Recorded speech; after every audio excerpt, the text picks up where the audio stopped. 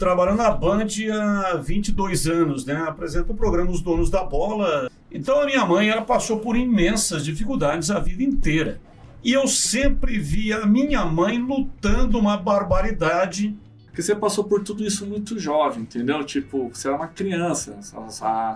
Na verdade, você teve alguns impactos emocionais na sua vida.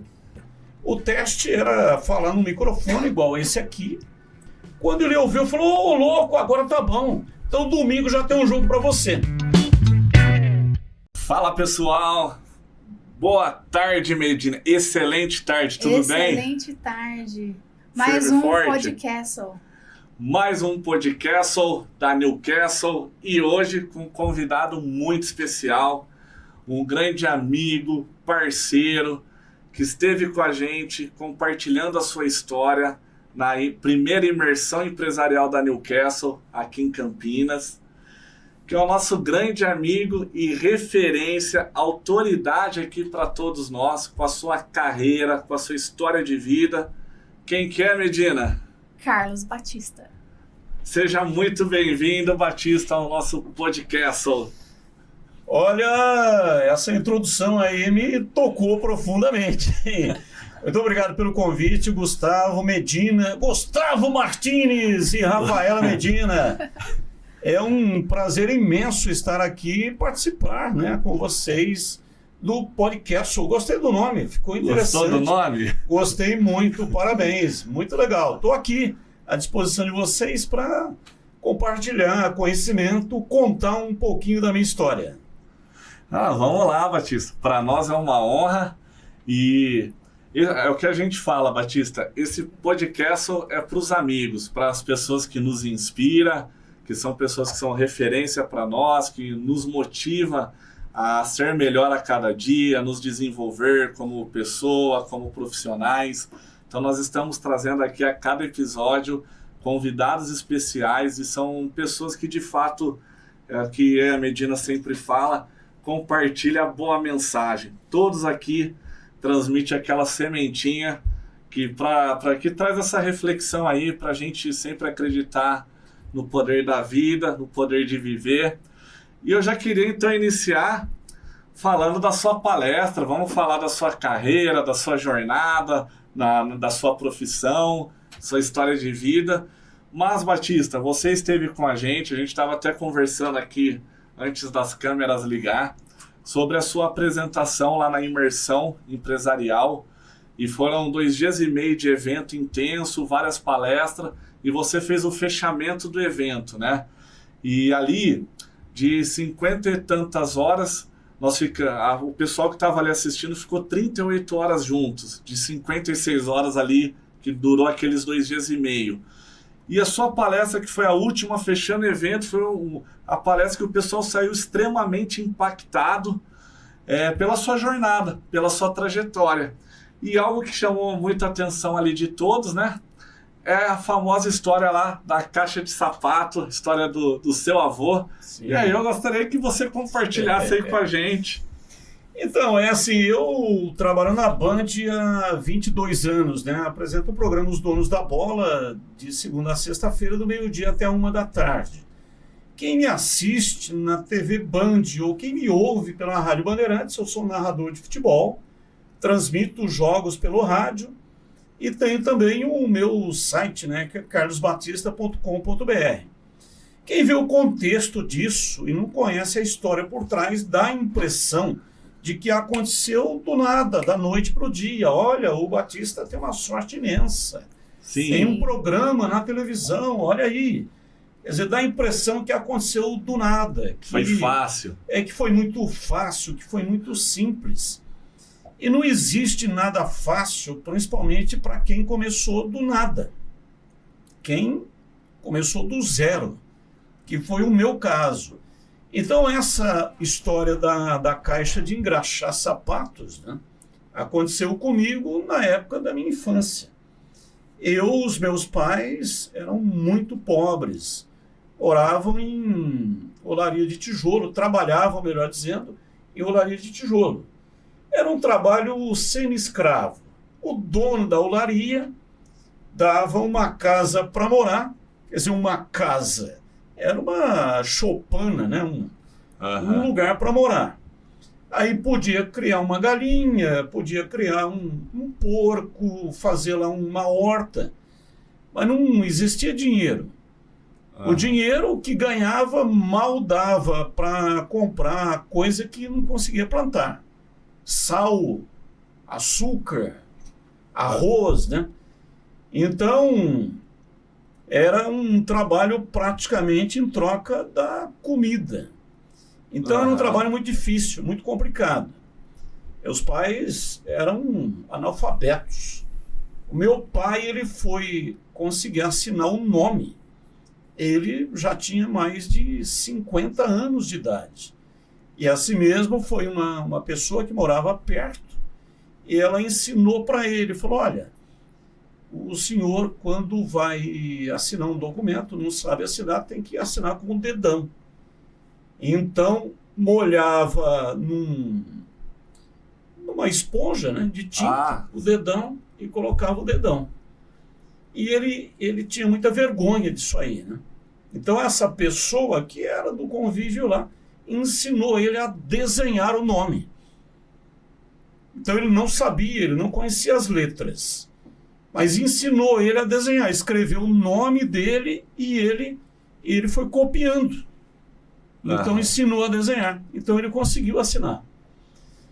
Então, o meu avô foi uma pessoa que teve uma influência muito grande na minha vida. Eu não convivi muito com meu avô, porque na época o meu pai bebia demais, né? Tinha o vício da bebida. Depois, mais tarde, ele parou com isso.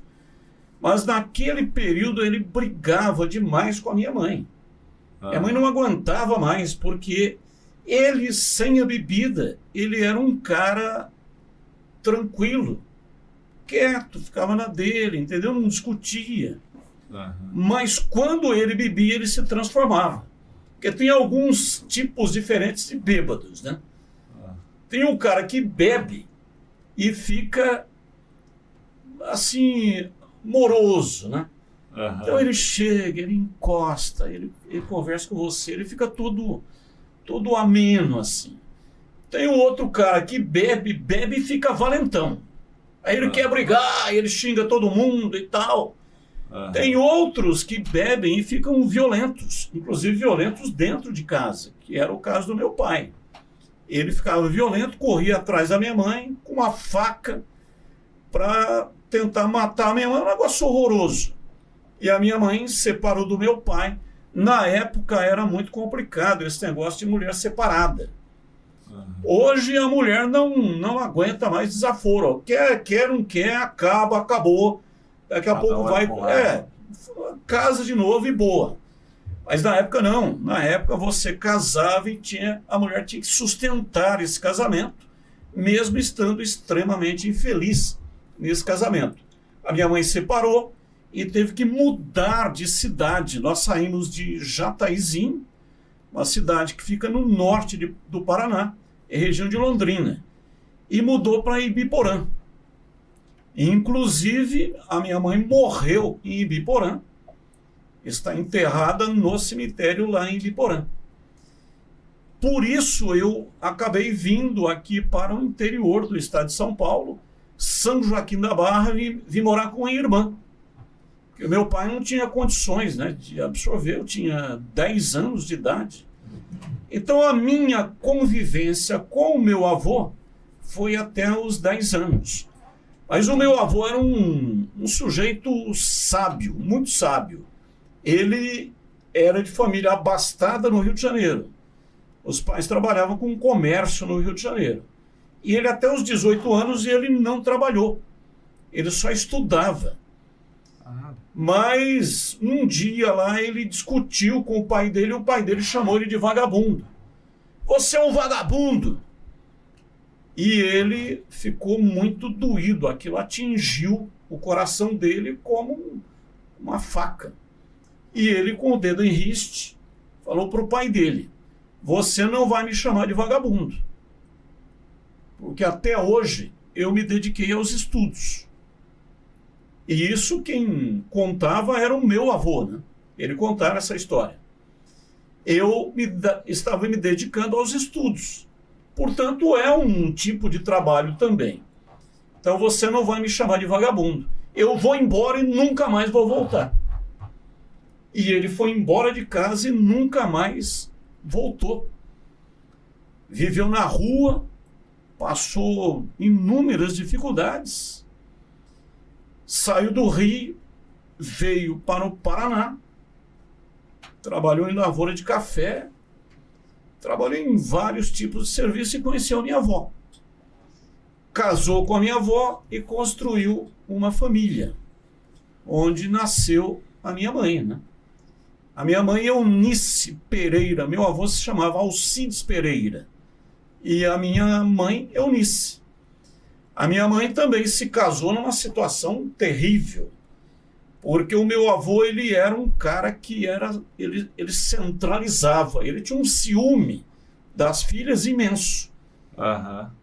E como todo pai, né, fica preocupado com a filha. Quem é o cara que está se aproximando da minha filha? Sim. E o meu avô não gostava do meu pai. Ele era, assim, completamente refratário à possibilidade do namoro, quanto mais do casamento. Mas aí a minha mãe fugiu de casa. Antigamente tinha muito esses casamentos fugidos. Aham. Marcava um dia, a moça saltava pela janela e os dois fugiam, né? Aí fugiam, aí não tinha como, o pai tinha que autorizar o casamento, porque ia fazer o quê? A moça não podia voltar mais para a casa dos pais, porque senão ela ia ficar, antigamente falava, ela vai ficar falada, porque ela já tinha saído com o homem, mesmo que não tenha acontecido nada. Aham. E até o meu avô teve brigas imensas, né, com meu pai, porque ele não gostava do meu pai. Mas eu tinha uma fascinação pelo meu avô, porque o meu avô era um grande contador de histórias. Ele, inclusive, se vangloriava de ter vencido festivais de contadores de história. Eu não imaginava que existia isso. Mas existia. Os caras faziam as inscrições e aí cada um contava uma história, tinha a classificação, aí afunilava e depois um ganhava, que era o contador de história campeão, e recebia lá uma quantia de dinheiro. Então ele era um grande contador de história. E eu herdei do meu avô justamente isso, quer dizer, eu sou apaixonado por histórias. E o meu avô, ele era fanático em música clássica. Então ele mostrava os discos, né, aqueles discos de vinil, e ele ficava mostrando. Olha, esse aqui é Beethoven, esse aqui é William Sebastian Bach, olha aqui as 4 estações, olha a 5ª Sinfonia de Beethoven. Pô, eu com 9 anos, como é que eu poderia entender alguma coisa? Para mim aquilo não significava absolutamente nada. Mas ele estava tentando colocar, né? Você começou o programa, Gustavo, falando da sementinha. Uhum. Então o que ele estava tentando fazer era colocar a sementinha dentro da minha cabeça, mesmo eu não entendendo daquilo que ele estava falando. Assim como os livros. Então ele mostrava livros. Olha aqui, Shakespeare. Ele lia muito, era um cara que gostava imensamente de leituras. Então ele mostrava lá, né, todos os livros que ele já tinha lido, e ele tinha uma coleção imensa. Olha, Júlio Verne, olha aqui, ele queria que eu lesse também, né, as obras lá do Júlio Verne. Mas aquilo lá, na época, não fazia sentido. Só que depois, muito tempo mais tarde, foi fazer muito sentido, porque eu me apaixonei pela leitura. Passei a minha vida inteira lendo. Leio 30, 35, 40 livros por ano. Tenho o hábito de leitura todo dia, independentemente de estar cansado ou não, ou qual o horário que eu cheguei na minha casa, eu faço 1 hora de leitura antes de dormir. Ah, bacana. 1 hora de leitura. E o meu avô era marceneiro. Já estou chegando na caixa de engraxate. O tempo é tudo seu aqui, Batista. Meu avô era marceneiro, ele fazia móveis, ele consertava banco lá da igreja matriz de Jataizinho. Ele era um exímio marceneiro, tinha muita capacidade. A oficina dele tinha uma arrumação impressionante. Ele guardava as ferramentas todas em quadros com o desenho da ferramenta. Então o martelo, tinha o desenho do martelo, ele colocava lá um martelo. Usou, volta para o lugar. Usou uma chave, tinha o desenho da chave no quadro. E na porta da marcenaria dele tinha uma placa, estava escrito: não emprestamos ferramentas. Não adiantava, alguém ia lá pedir uma ferramenta emprestada, ele não emprestava. As ferramentas dele eram como se fossem filhos. Uhum. Cada um ele sabia onde estava, né? E era marcenaria, normalmente, mexe com madeira. Mas não, o piso da oficina dele era limpo. Parecia boxe de Fórmula 1. Não sei se vocês já tiveram a oportunidade de comparecer. Mas, pô, motor de carro, óleo, Fórmula 1 mexe com isso. Você entra no box, aquilo é um negócio, é um brinco, não tem nenhuma sujeira. E o meu avô era desse tipo. E eu tinha o desejo de ter uma caixa de engraxar sapato para ganhar um dinheiro. Porque quando eu ia na cidade, né, eu percebia que eu tinha lá os meninos na praça que tinham a caixa de engraxar e eles ganhavam um dinheiro engraxando sapato. E eu, com 9 anos de idade, também achava que eu tinha condição de fazer aquilo. Mas eu não tinha a caixa. Como é que eu ia engraxar sem ter a caixa? Aí, muito acanhado, eu tinha um respeito imenso. Antigamente, os meninos tinham muito respeito pelos mais velhos. Sim. Os mais velhos não precisavam nem falar, era só olhar. Um olhar já bastava, né? Era assim com o pai, com a mãe, era assim com o avô, né? Benção, avô, benção, avó, antes de ir embora. Mas eu criei coragem. Fui lá e falei com meu avô que eu queria uma caixa de engraxar sapato. E o meu avô não falou nada. O tempo passou, eu achei que ele tinha esquecido da história. Um dia que nós fomos lá na casa dele, a gente morava próximo. Aí ele me chamou lá. Você pediu para fazer uma caixa de engraxar, tá aqui a caixa. Quando ele me deu a caixa, eu olhei a caixa e ele percebeu que eu não gostei da caixa. Porque a caixa que ele fez era uma caixa diferente da caixa que aqueles meninos usavam lá para engraxar o sapato.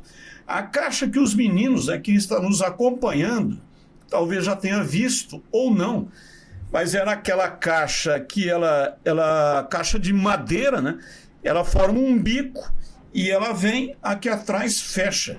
Aí tem uma portinha que abre para guardar os materiais, escova, a lata de engraxar, o pano para dar brilho lá dentro. E na ponta desse bico que forma, tinha lá uma madeira, né? Um pouco mais comprida do que a caixa, e um pé, aonde o cliente que engraxou o sapato colocava o pé. Era aquela caixa que eu queria. Porque aquela caixa, entre outras coisas, ela servia também para pendurar no ombro. Jogava a caixa para trás e aquele pé encaixava no ombro. Era aquela caixa que eu queria. Mas ele fez uma caixa completamente diferente. Era uma caixa também, mas não tinha aquela madeira com o pé em cima. O pé era em cima da caixa E para carregar a caixa, ele colocou uma alça de couro para carregar do lado, assim, como se fosse uma bolsa, né? Uma mala carregar do lado. Bom, eu peguei a caixa, levei para casa e desisti da ideia. Falei, com essa caixa não tenho condição de trabalhar, né? E aí, numa outra vez que nós chegamos lá, ele quis saber. Eu achei que ele ia esquecer da história. Falei, ele vai esquecer. E aí, beleza, eu tô na boa. Mas ele não esqueceu. Ele quis saber como é que estava indo o trabalho de engraxate. Aí eu falei, mas vô, eu não estou usando a caixa porque a caixa é uma caixa muito diferente das caixas dos meninos. Eu queria uma caixa, e isso hoje eu estou falando com naturalidade, mas imagina, com 9 anos, o mestre na minha frente, o meu vô, que era uma figura muito distante, e eu muito vergonhoso, com muita dificuldade, explicando para ele que eu queria uma caixa igual a de todo mundo. Era a caixa igual a uma caixa de todo mundo. E aí o meu avô, ele me deu uma lição que eu carreguei comigo para a vida inteira. Eu tinha 9 anos e lembro agora, contando novamente essa história, e isso também aconteceu lá no dia da palestra. Me vem à mente a figura dele. Ele era um homem baixo, devia ter 1,65 m, cabelos brancos, né? Esvanecidos, olhos azuis. Ele era de uma família de olhos claros. E ele falava pausadamente. Era um cara que ele nunca levantava a voz. Ele sempre falava pausadamente. E aí ele me deu uma lição. Ele falou assim: você queria uma caixa igual de todo mundo? Falei, sim. Mas você não é todo mundo. Você é você. Você não é todo mundo. Você é você. Você vai lá na praça, vai levar essa caixa, vai colocar essa caixa lá junto com os meninos. Porque era uma praça, e em frente à praça tinha a igreja matriz. E especialmente aos domingos, né, tinha a missa. A pessoa ia na missa, quando o pessoal saía da missa, ia tudo lá com os meninos para engraxar sapato. E tinha muitos meninos, tinha uns 10 meninos lá que levavam uma cadeira, colocava a cadeira e na frente da cadeira colocava a caixa de engraxar. Falou, você vai fazer isso também. Vai colocar a caixa lá, porque quando os meninos estiverem disputando o cliente vai olhar na sua caixa e vai ver que a sua caixa é uma caixa diferente. Então, o diferente vai fazer com que você tenha mais clientes do que os seus concorrentes. Eu não conhecia essa palavra, concorrente, ter mais cliente. E depois, muito tempo mais tarde, né, que eu tive conhecimento com o Ikigai, aquele conceito japonês que o que você tem de diferente que você pode fazer a diferença no mundo. Esse é o conceito Ikigai. O meu avô, ele já tinha esse conceito, talvez nem soubesse, ou talvez soubesse, mas foi a lição que ele me deu, porque aconteceu exatamente do jeito que ele falou. Eu fui lá com a caixa e ele me disse, quando você chegar com a caixa, os meninos vão dar muita risada de você, mas você insiste, você permaneça lá com a sua caixa. Eu fui lá, levei a caixa, a molecada tirou um sarro terrível. E ficou aquela história do bullying, né? Passava um, olha a caixa dele. que coisa horrorosa e tal. E aquela tiração de sarro, né? Que a molecada normalmente já faz um com o outro. Imagina uma caixa Diferente. completamente estranha ali, né? Aham. Mas aí aconteceu exatamente. Então, às vezes, vinha um cliente lá para engraxar para 10 moleques querendo engraxar. Aí o cara olhava e falou, opa, vou lá. Aí vinha na minha caixa. Então eu comecei a ter Conquistar mais clientes. eu comecei a ter um diferencial. Aham. Enquanto todos eram iguais, o meu era diferente. E o diferente chamava atenção. Então o cara ia no diferente. E aí, concluindo a história da caixa de engraxate, né? Eu ganhei dinheiro e até tive uma felicidade imensa, porque o meu sonho era dar um presente para minha mãe. Família muito pobre, né? E ela tinha... Ela queria um garrafão para levar água para o rancho onde ela batia o tijolo. O meu pai, melhor dizendo, amassava o barro, colocava lá no rancho da olaria, e a minha mãe cortava esse barro com as mãos e batia na forma para fazer o tijolo. Então ela queria um garrafão, que era um garrafão grande, onde ela pudesse levar essa água lá para não ter, né, que ficar buscando água e tal. Aí eu comprei, com meu dinheiro, comprei esse garrafão e comprei uma maçã. Maçã era muito difícil de comprar. Uma fruta importada, muito difícil. Muito difícil. Era muito caro. E, enfim, a gente não tinha condição de comprar. Mas eu consegui comprar. Ela tinha vontade de comer uma maçã. E eu dei para ela o garrafão e dei também a maçã. Um ano depois, ela morreu.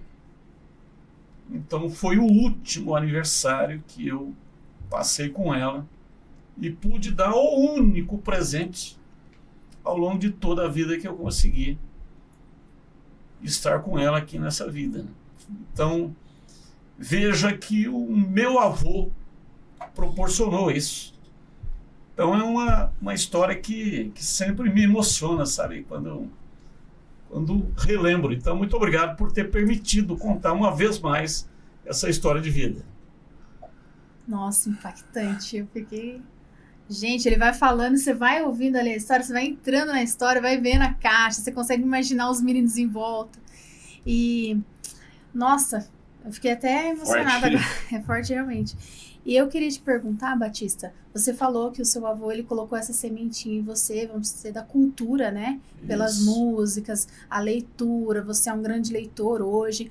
Eu, por exemplo, foi uma surpresa para mim quando descobri que você escreveu um livro, O Guardião da Ilha. Isso, exato. Um livro de romance. E você contando a história da sua família, a gente vê, né? Ah, a mãe fugiu e tal. A gente vê que existia essa coisa do romance. Você coloca isso na história da sua família. Quando você conta, a gente consegue ver a forma que você vai contando esse romance. É inspirado também por essa cultura que você teve dentro da sua casa, na sua família? Como que surge você, escritor?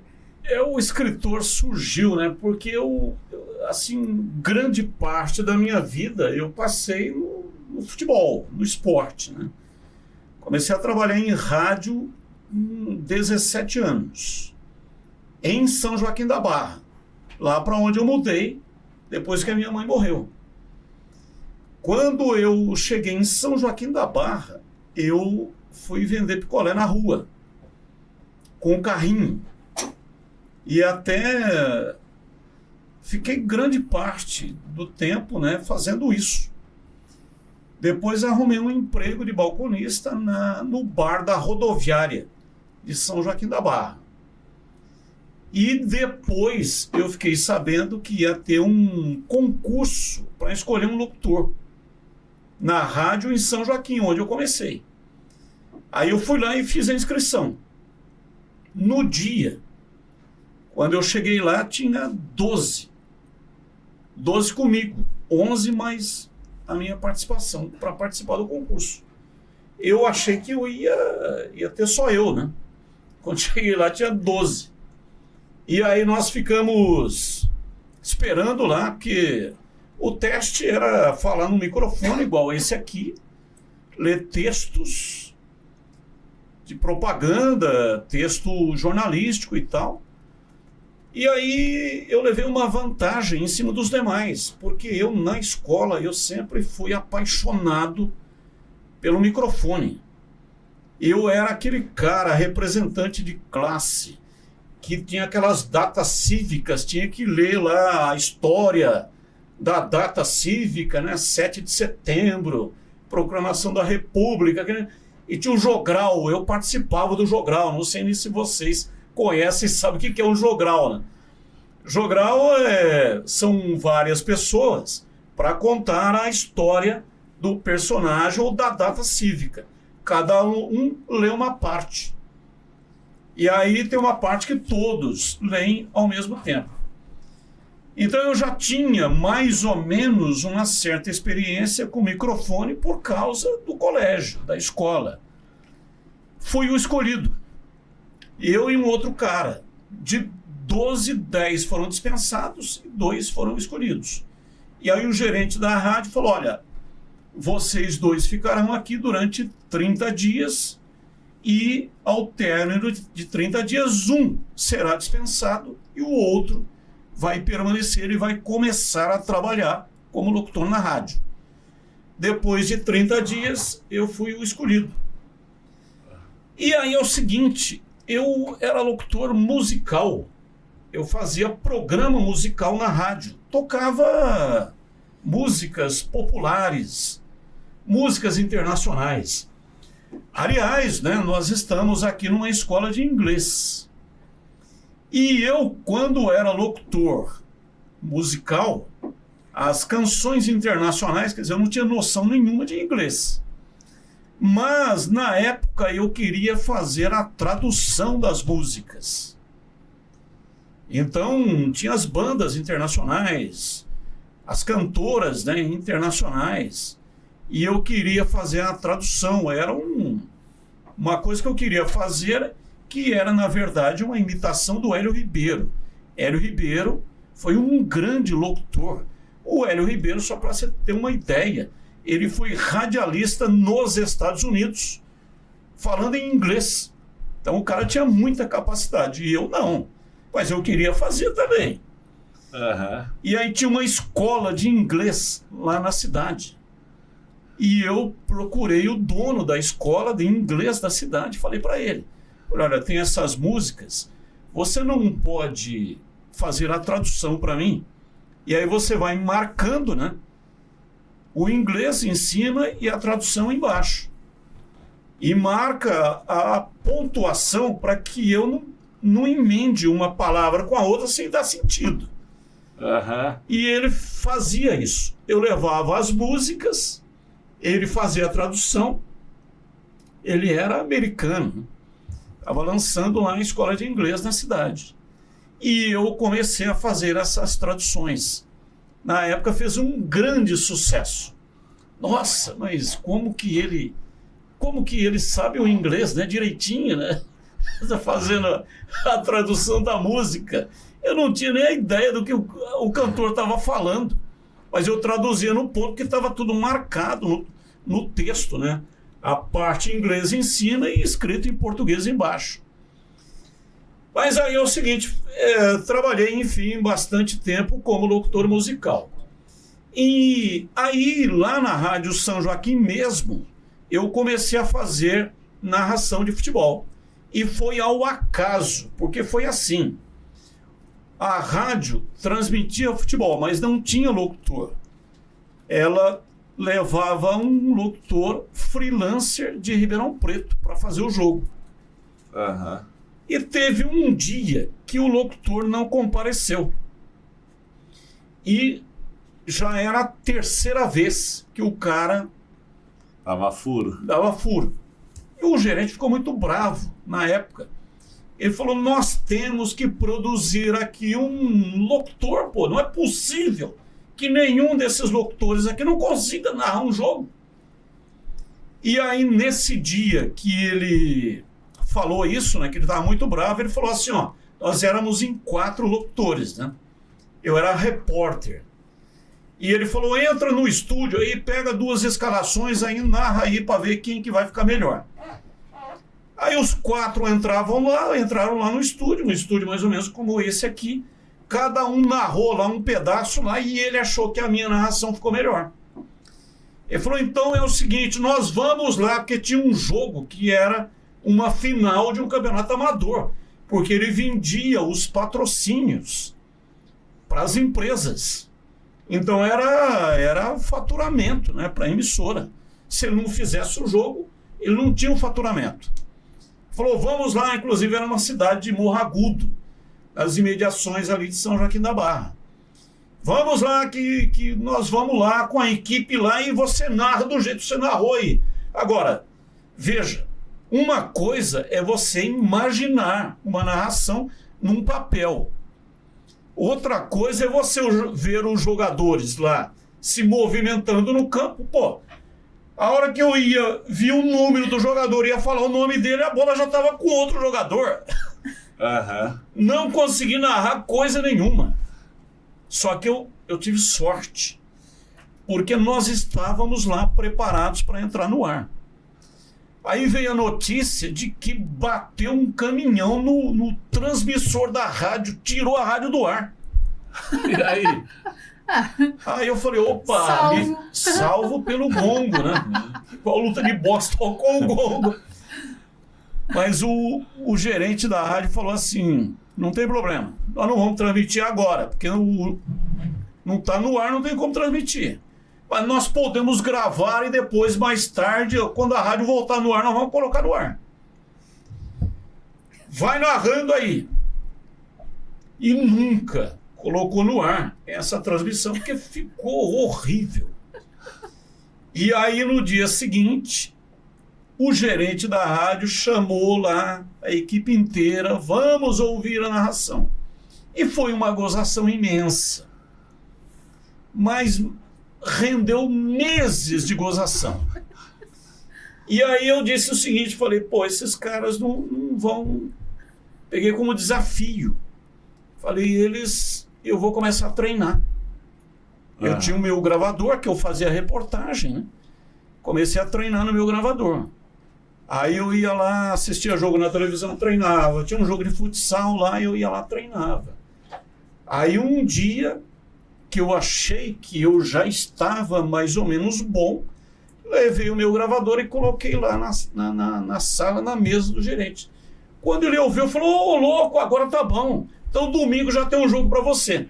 Aí fui transmitir um jogo, era profissionais em férias, contra um time lá de Ipuã, chamado Aliança Futebol Clube. Até nesse dia que eu fui transmitir esse jogo, quem estava lá era Chitãozinho Chororó, começo de carreira. Ah, é? Antes do Fio de Cabelo, que foi a música, né, que projetou Chitãozinho Chororó. Sim. Eles eram cantores e esse cara que promovia esse jogo, ele promovia o jogo de futebol e levava uma dupla sertaneja. Depois do jogo entrava um caminhão no meio do campo e a dupla sertaneja ficava cantando lá. A dupla sertaneja que estava lá era Chitãozinho e Chororó. Veja só que coisa impressionante. Aliás, eu contei essa história tempos atrás para o Chitão no ar. Ah, é? E o Chitão lembrou. Que legal. Porque o Chitão, o Chororó é um cara mais reservado, né? Então nós estávamos numa marquise de cimento e eles chegaram antes lá e quando eles chegaram lá eu já estava transmitindo. E o Chitão foi lá e falou, nossa, o que vocês estão fazendo? Não, isso aqui é uma transmissão de futebol e tal. Aí o Chitão falou, eu posso ficar por aqui? Eu falei, não só pode, mas que eu vou pegar aqui umas opiniões suas. E o Chitão gosta muito de futebol, né? Ah, é? Ah, que legal. E aí comecei então a minha carreira de narrador de futebol. E a partir daí, que de São Joaquim da Barra eu fui para Araraquara, de Araraquara para Campinas, de Campinas para São Paulo. Trabalhei na Rádio Jovem Pan de São Paulo durante 5 anos. A vida inteira me dedicando a esportes, a futebol. E aí eu falei, eu preciso começar a escrever um livro, mas que não seja de futebol, para sair um pouco desse mundo, para colocar o meu pensamento, a minha cabeça, o meu cérebro, para pensar em outra coisa, que não seja esporte, né? Sim. Então, era uma fuga para um caminho diferente para exercitar a mente. E aí comecei, então, a pesquisar, ir atrás, buscar informações, fazendo anotações e tal. E aí falei, eu vou escrever a respeito do quê? Aí surgiu a ideia, porque quando os meus pais trabalhavam nessa olaria, essa olaria ficava numa área rural, num ponto entre Jataizinho e Frei Timóteo. Um lugarejo minúsculo, que aliás foi aonde eu fiz o meu primeiro ano de escola, que era a estação ferroviária improvisada, com umas carteiras velhas que vieram de uma outra escola, pegavam uma professora ali da região, e lá eu tive o meu primeiro ano escolar. Ali no Rio Tibagi, o que corta aquela região é o Rio Tibagi. Um rio longo pra caramba, né? E ali naquela região é um rio que ele vai cascateando, né? Um rio com muitas pedras e tal, um rio de correnteza. E o dono da olaria fazia o uso capião dessa ilha.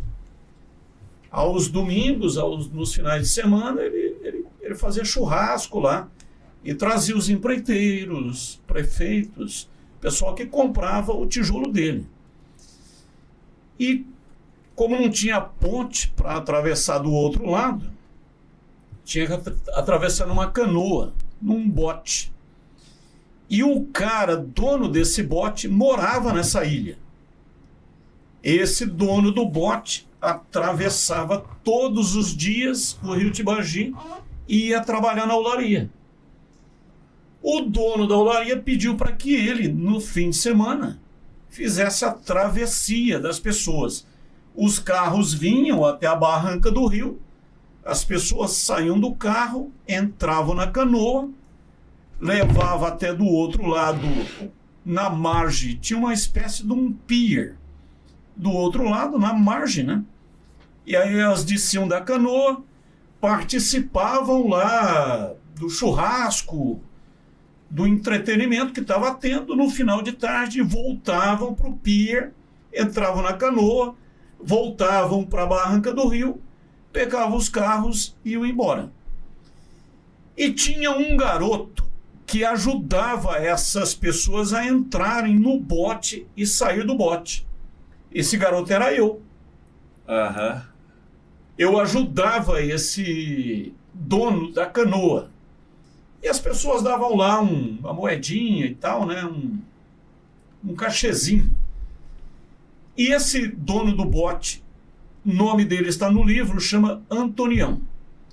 Esse Antonião, como eu ficava muito tempo lá com ele, eu ficava conversando. Ele era um cara diferenciado, né? Eu fazia uma comparação com meu avô. Ele também tinha cultura, ele falava de coisas que eu não entendia, mas era um cara que você percebia que era um cara diferenciado. Porque todos que trabalhavam na olaria ali eram analfabetos. O trabalho era um trabalho muito duro, muito rústico.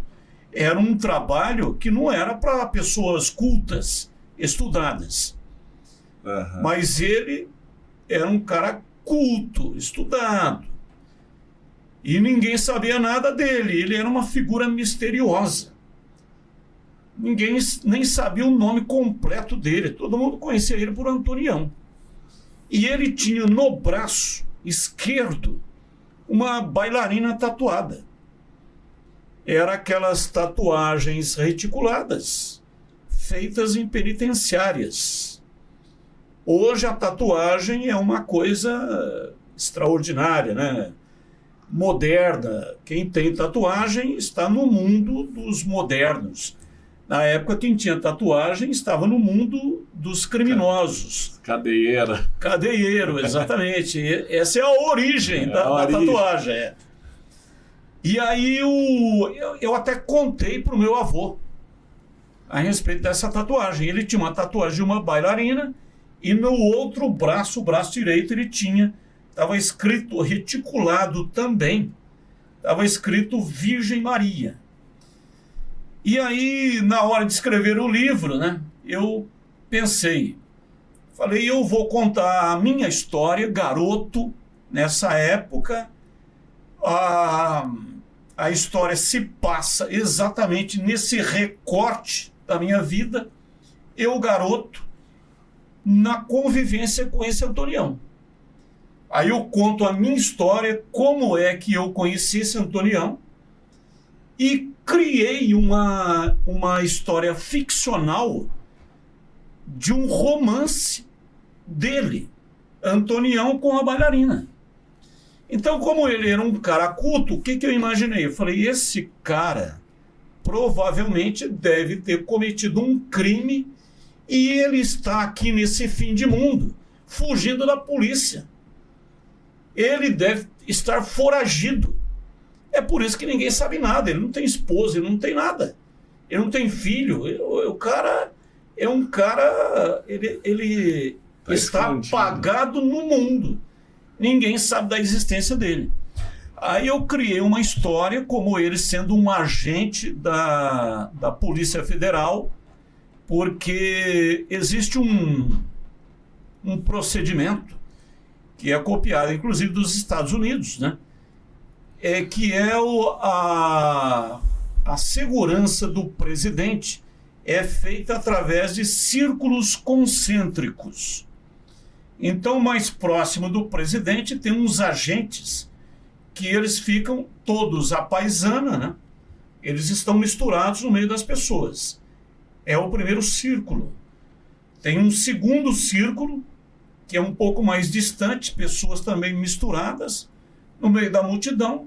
E tem o terceiro círculo, que aí são atiradores, que ficam distantes, mas ficam observando o movimento, para saber se tiver um movimento suspeito. Aconteceu agora, recentemente, com o Donald Trump. Sim. Né?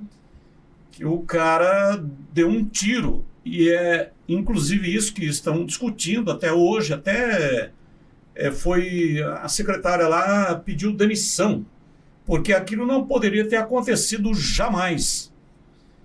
Ter saído um tiro, porque essa segurança tinha que ter interceptado antes.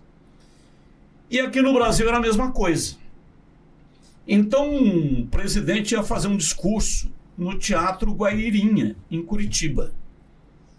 E um agente federal, porque o procedimento é esse. Antes do presidente comparecer, vai um agente na frente para fazer uma inspeção no local para ver quais são os pontos que pode ter um atentado.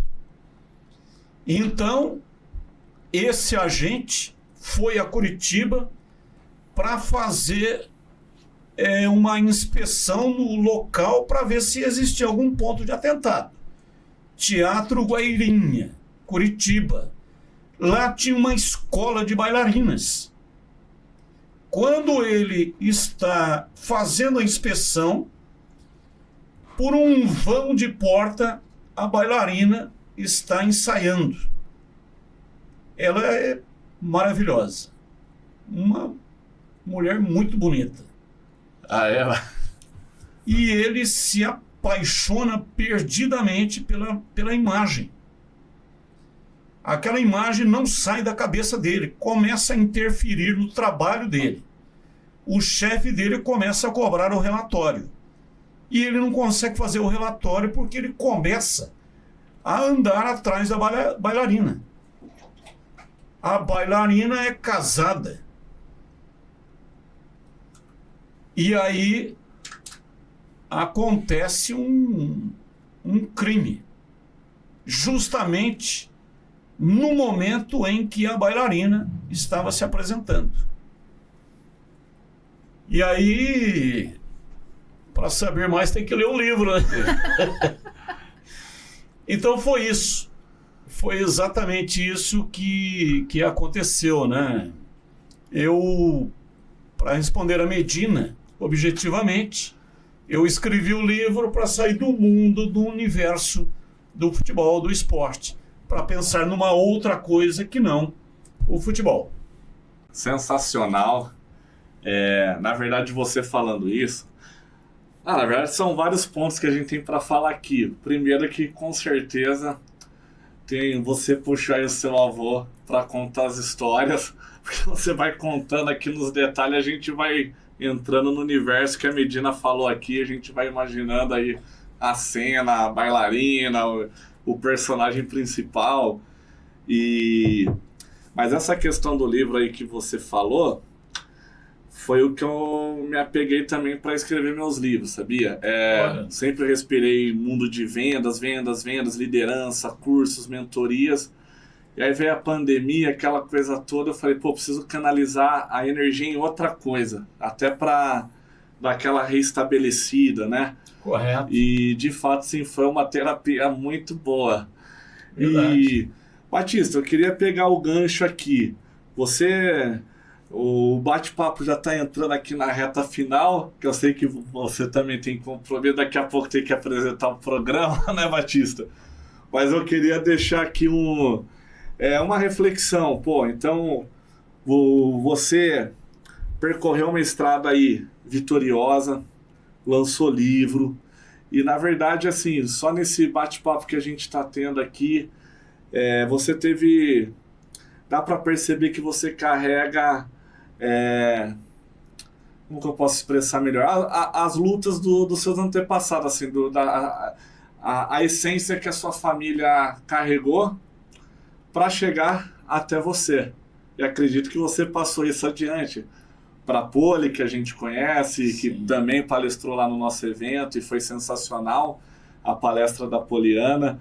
E então, por exemplo, você passou aqui da luta do seu avô com o pai dele, ou seja, do seu bisavô. Você passou aqui o problema familiar que você viveu dentro de casa com o seu pai, a origem humilde que você veio, seu pai e sua mãe trabalhando ali na olaria, numa semi-escravidão, igual você falou. Você perdeu sua mãe jovem e quando você contou sua palestra, eu até te mandei a mensagem depois, o que eu vivi com a minha mãe em 2022, e de fato me tocou muito, porque mãe é única, mãe é aquela coisa que é eterna no nosso coração, nem gosto muito de falar disso. Mas assim, de fato você passou por várias adversidades ali na sua vida, e sempre na sua palestra falou de Deus, falou do poder da fé. E assim, Batista, qualquer pergunta, eu vou entrar numa esfera pessoal e depois eu queria fazer uma profissional e passo aqui para Medina.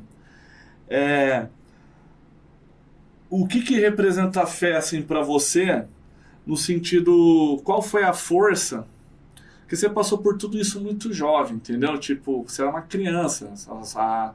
Na verdade, você teve alguns impactos emocionais na sua vida, negativos, de dores, de aflições, num período que a sua mentalidade está sendo construída, né? A sua essência como ser humano, né?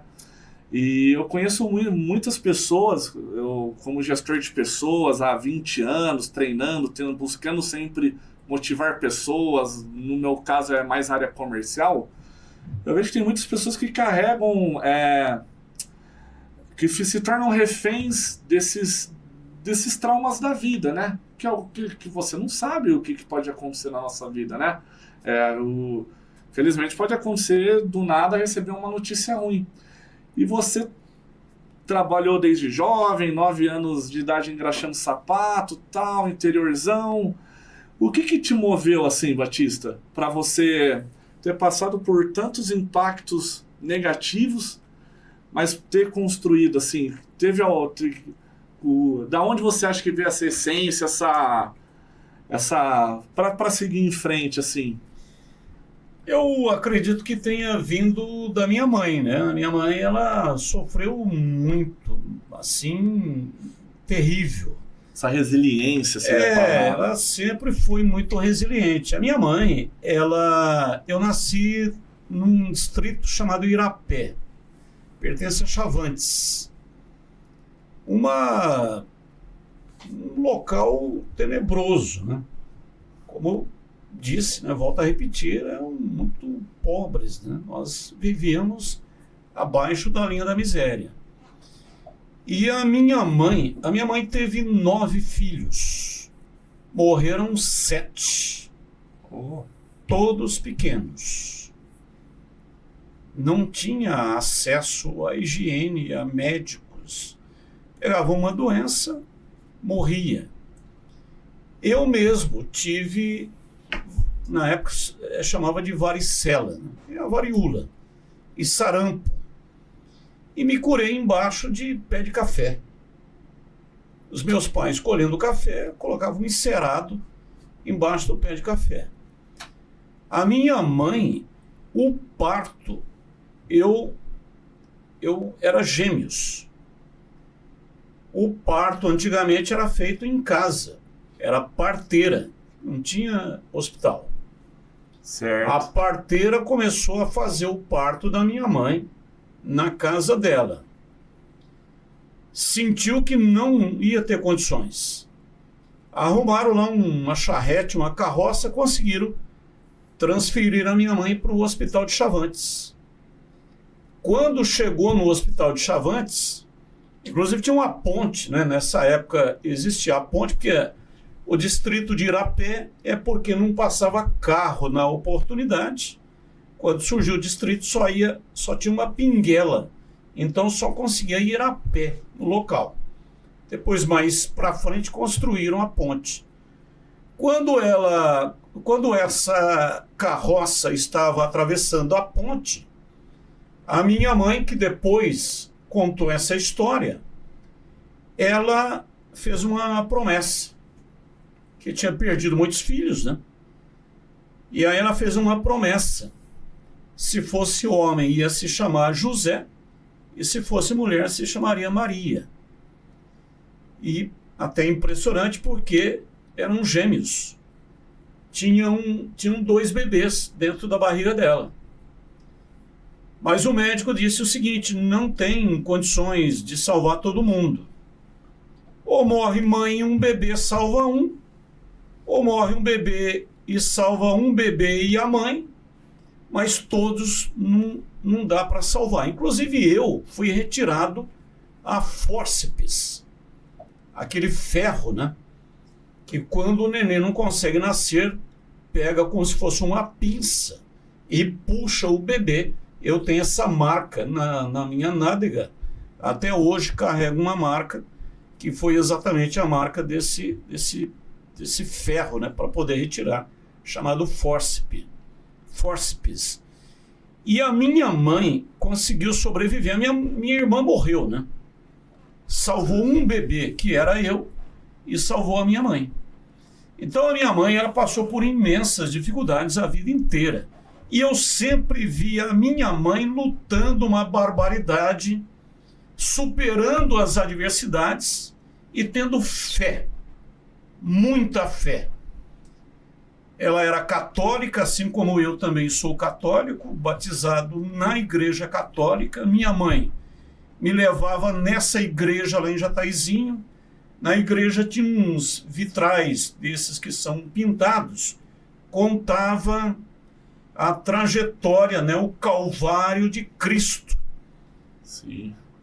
Durante aqueles 4 quilômetros, onde ele percorre com a cruz nas costas, até chegar ao Monte Gólgota, aonde ele foi crucificado.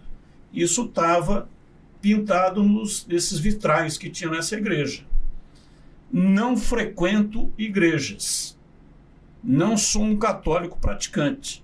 Não vou a missas.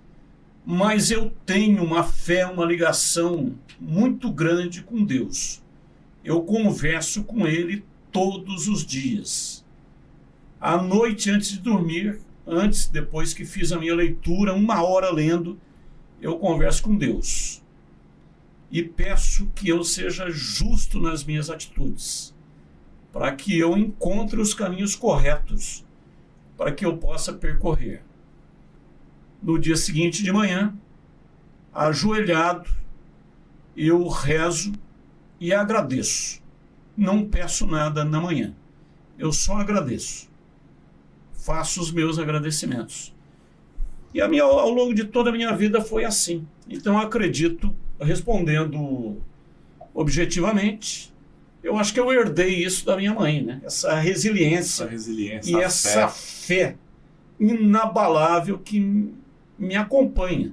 Sempre que a dificuldade é imensa, eu sempre acredito na solução, que de alguma forma ela vai acontecer. E ela sempre acontece. Então é essa fé inabalável que me acompanha. Batista, né, você falando, até o timbre da voz assim passa um impacto assim, uma firmeza. E Batista, para finalizar assim, o que você falaria aqui para os ouvintes que estão nos assistindo? Qual seria a mensagem que você deixaria aqui para quem está assistindo esse podcast? Bom, vou conversar então com a câmera, né? Uma coisa que eu faço todos os dias. A mensagem que eu vou deixar aqui é a mensagem que eu deixei lá no final, no último ato da palestra, né? Porque assim, o que mais existe é pessoas para tirar o seu foco, para desencorajar. Qualquer coisa que você vai fazer, a pessoa fala, isso não vai dar certo. Você não tem capacidade para fazer isso. E se eu acreditasse nisso, eu não estaria aqui. Eu sou uma prova viva. De onde eu saí, seria impossível chegar onde eu cheguei. Conquistar aquilo que eu conquistei. Estar hoje numa rede de televisão, como a Band, numa rádio importante, como a Rádio Bandeirantes. Sim. Ter criado 2 filhos maravilhosos, né? A Poliana, pedagoga, seguiu uma carreira brilhante no ramo da comunicação. O Carlos Henrique, o meu filho, que trabalha com vídeo, que é mestre dos computadores, né? De edição, ele tem um conhecimento impressionante. E um casamento de 43 anos. Eu conheci a minha esposa, eu tinha 17 anos. E 3 anos de namoro, 1 ano de noivado, né? 2 de namoro, 1 de noivado, portanto 3. Estou há 46 anos com a minha esposa. E todos os dias, desde o primeiro dia que nós nos casamos e fomos morar juntos, todas as noites antes de dormir, eu digo para minha esposa, todos os dias, eu te amo. Não vou dormir antes de dizer a ela que eu a amo. Muitas pessoas falam, não precisa dizer, né? Porque a pessoa sabe. A pessoa sabe, mas é muito diferente você falar olhando nos olhos, passando essa mensagem. O amor é uma planta, você tem que estar regando ele todos os dias. Se você não regar todos os dias, vai chegar num determinado momento que ele vai desaparecer, ele vai morrer. Então eu faço isso religiosamente. Então, para conquistar tudo isso, não estou falando nem em bens materiais. Sim. A gente chega nesse mundo sem nada e vai sem absolutamente nada. É até uma história rápida, né? Que o cara chegou a vez dele, como chega de todo mundo, e aí chegou uma pessoa e trouxe uma mala. Ora, essa é a sua mala para você partir. E aí ele falou, aí na mala estão os meus pertences. Correu lá e abriu a mala para saber se estavam as joias, se estavam os títulos do tesouro que ele tinha. Quando ele abriu a mala, não tinha nada. Ele falou, mas não tem nada. Ele falou, então, nessa mala estaria aquilo que você viveu.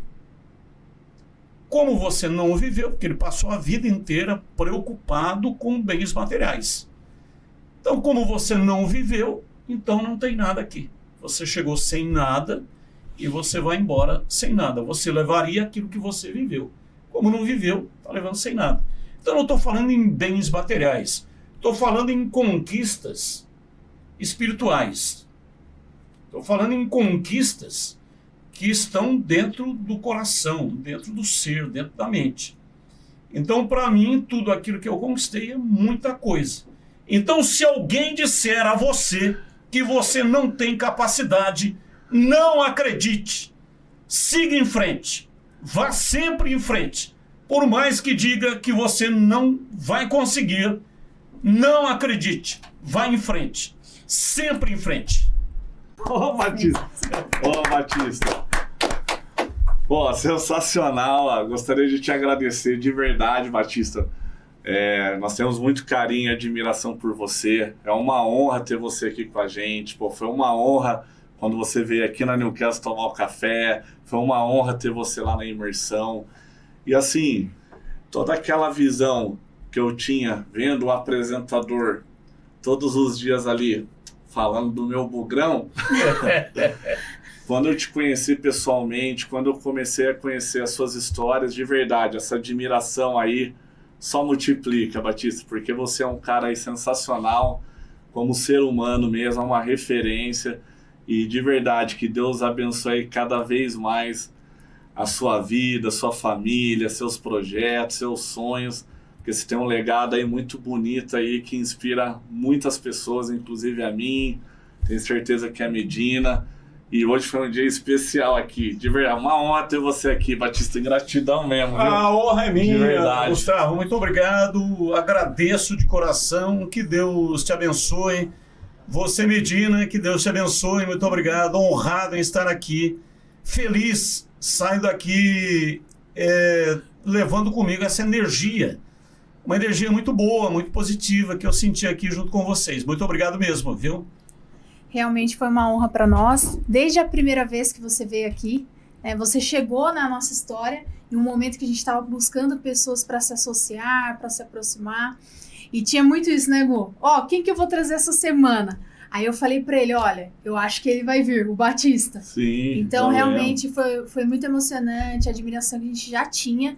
Você realmente vê que é um ser humano ali por trás, uma história que realmente nos emociona muito. Esse encorajamento final, acho que até os meninos ali se sentiram encorajados. Então, a gente está muito grato por você ter vindo, muito obrigado. E é isso, sempre vai ser bem-vindo aqui. Logo inauguraremos o nosso Café Medina. Opa! E você será estarei com um convidado. muito prazer. Muito obrigado. Muito obrigado. Valeu, galera. Aê!